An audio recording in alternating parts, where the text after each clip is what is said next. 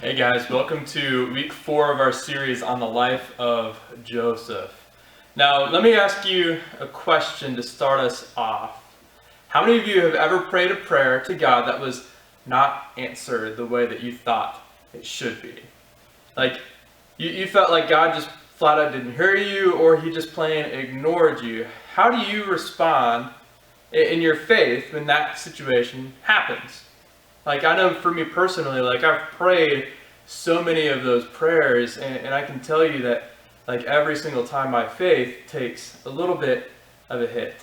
And maybe that's the same for you. And if that happens enough times, then, but by the 10th time, like, you're probably thinking, why do I even pray at all? Because God never seems to hear me.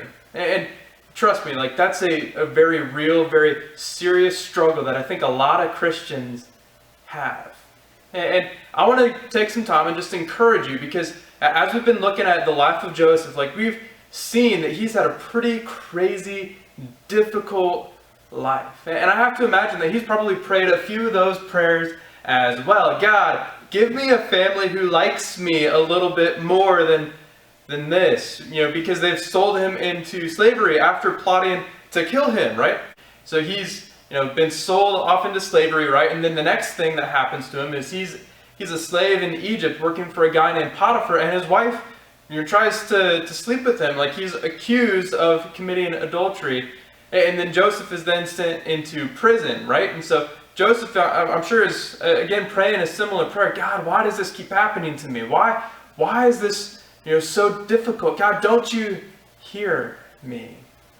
And if you've been there, and maybe you're there right now with a certain situation going on in your life, maybe it's the health of someone you care about, or maybe it's the fact that you're just struggling with your friendships. Maybe you have anxiety about going back to school. Whatever it is, I want to just give you some great encouragement today, and for you to know that God does hear your prayers, but also that even when the prayers don't get answered the way that maybe we think they should, that there is still something for us to do to help us grow in our faith.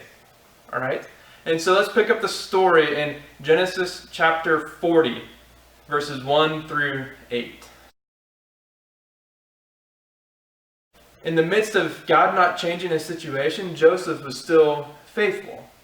Now, surely, like, you would think that after a while that Joseph is just experiencing blind faith, that like, he's foolish for trusting in a God who doesn't care or isn't listening to him, or maybe who's even abandoned him altogether. But Joseph understood one thing that I think we need to understand as well, is that God's promises are always guarantees.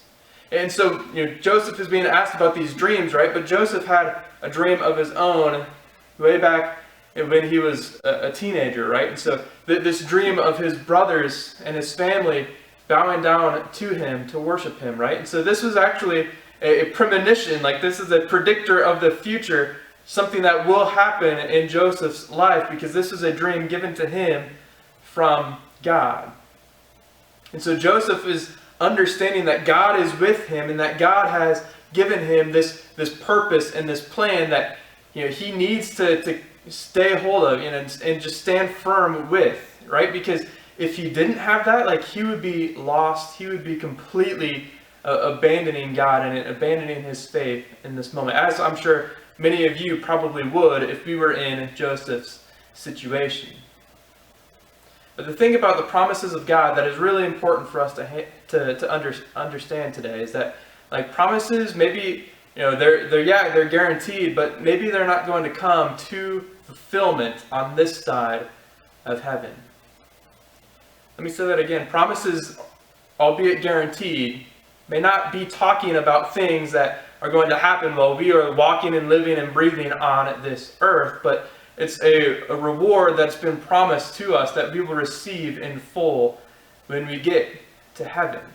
And that is something that we can hang our hats on. That is something that we can trust, because God has proven himself time and time again through Scripture that this is going to take place for us. And so in the midst of our problems, what do?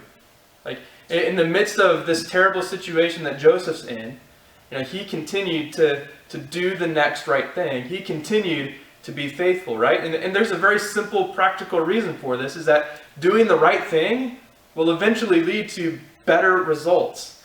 If Joseph were to get frustrated and act out in his anger and on his frustrations, then Joseph would not be put in an opportunity in this position to be able to help out the cupbearer and the baker.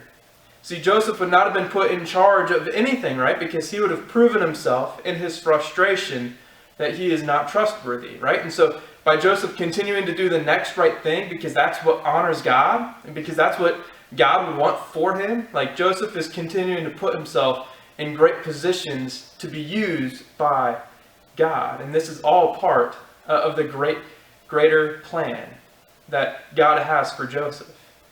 And let me tell you that if we continue to do the next right thing in our lives, even when our prayers maybe aren't getting answered, or maybe when we feel like God isn't listening to us, that we would continue to say to God, hey, I trust you. I know you've got a plan. I know you were working this out. I need a little bit of grace here, right? But I'm going to continue to do the best I can to do the next right thing. All right, so this whole concept is 100% biblical. And so Romans 8:28, this is a verse that a lot of people have memorized, and I hope that this is a verse that you will memorize as well, because it is so, so helpful. Romans 8:28 says that, and we know that in all things God works for the good of those who love him and who have been called according to his purpose, right? So God is working out all things for good. Now his idea of good and our idea of good, they may not mesh, because he is a heavenly, eternal God, and we are earthly, temporary beings. But his version of good is greater and better than anything you could have dreamt up for yourself. And so that is the promises of God, that he is working out all things together for good while we are still in our struggle. And so I hope that that's something that gives you peace and gives you hope, gives you some encouragement. Because our bottom line for tonight is this: to remember that your problems can position you for a purpose. Remember that your problems can position you for a purpose. See, where you're at right now, God has you for a reason. He put Joseph in that position, in that prison, so that he could be with the cupbearer and the baker, because this is part of the greater story. And we're going to wrap this up next week.